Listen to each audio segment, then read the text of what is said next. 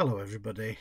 During the spring of most years, we have a family holiday in the village of Coniston in Wharfdale. I really enjoy it because I've always been a bit of an early bird and get up on a morning all on my own and set off and climb up onto the hills. It's brilliant because it doesn't involve a drive out, but I climb up Coniston Dip, which is a fault in the land caused as part of the Craven Fault.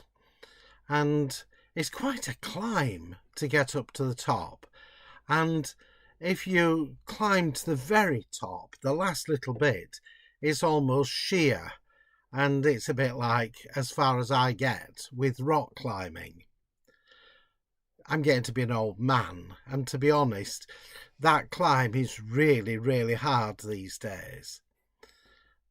And yet when I get to the top, walking along a little bit, I come to Coniston Pie, which is a rocky outcrop, and standing with my back to that and looking down below, I can see the valley of Wharfdale in front of me, the village of Kilnsey, and the limestone outcrop Kilnsey Crag.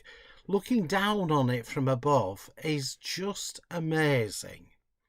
And as I glance further up to my right, if it's a clear day, I can see Littondale heading off towards the west and Wharfdale veering off towards the right.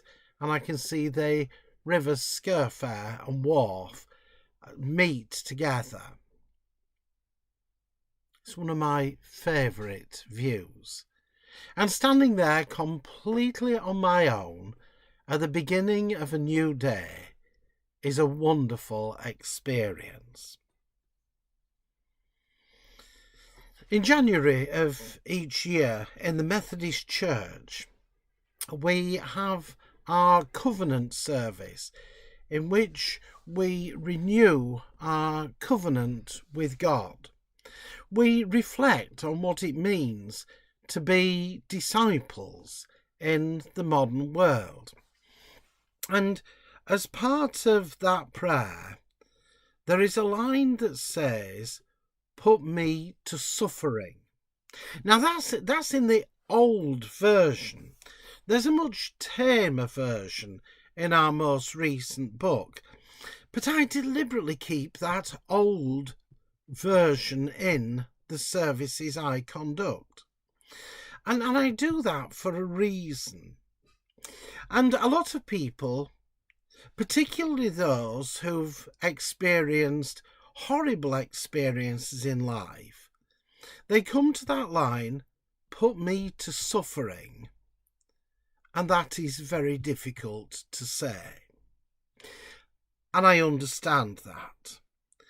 In my life, we have had our own share of tragedies. And each time, I would not wish anybody else to experience some of the things that I have witnessed in my life. And it feels an odd thing to be saying to God, "Put me to suffering." Because suffering is something that really we all want to try to avoid, if we possibly can. In today's Bible reading, Jesus is talking to the disciples. This is towards the end of his ministry, and he's preparing them for what's to come. And what's to come is difficult. It will involve pain. It will involve confusion, frustration.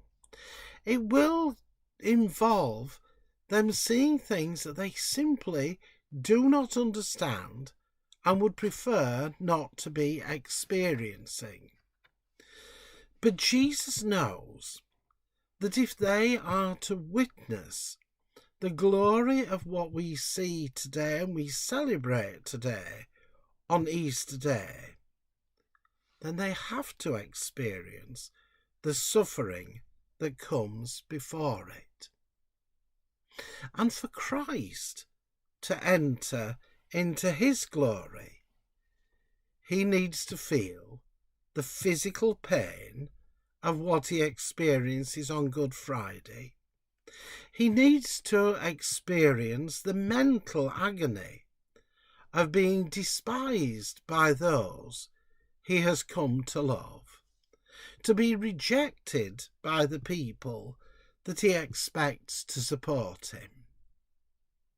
He knows that he has to go through the deepest experiences of suffering to reach glory. Which takes me back to climbing up to Coniston Pie. You see, it would be so easy to be faced with the long, hard slog of a climb. It is worth putting up with the pain I feel in my legs these days as I climb the distance up to the top. But you see, if I don't experience the suffering, I don't get to the top and see the glory. If instead of that I simply lay in my bed in the village of Coniston, I would have just as good a holiday. But it is so much richer because of the experience of the climb up. And if I'm being honest, because of the journey back down, which is just as arduous upon the legs as the journey up. The question is, when we say, put me to suffering, we are not saying to God, I want to suffer.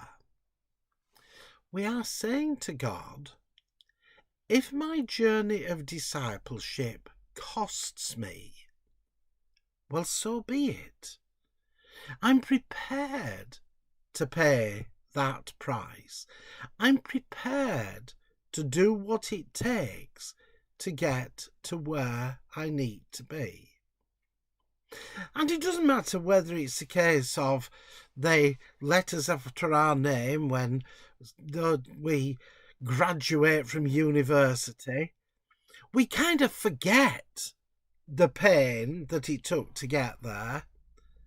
As our children grow up, we forget the pain of the journey that we've been on. There are so many things in life that if we didn't experience the suffering, we would not experience the glory. So I encourage you to think about that. We're on this journey now through Lent. We are working our way once again towards the events of Holy Week and towards the glory of Easter Day. And we need to think about what that means to our journey today. So 3 questions to ask. What has your journey of faith cost you? I don't want you to be thinking, well, I've never had to do half the things that the first disciples have to do. I've never been stoned for my faith or anything like that. Today, very few of us are, if I'm being honest. But what does it cost in terms of time, in terms of tiredness, in terms of confusion, in terms of challenge? What does it cost? And how much do you complain about that cost? Or recognise that it is part of your journey of suffering for God? And does that make a difference? Think of those occasions when, like me, you stood somewhere in your life and just seen the glory of God spread out before you. Those mountaintop experiences. When you find the euphoria of those glorious moments, does it make the struggle worthwhile?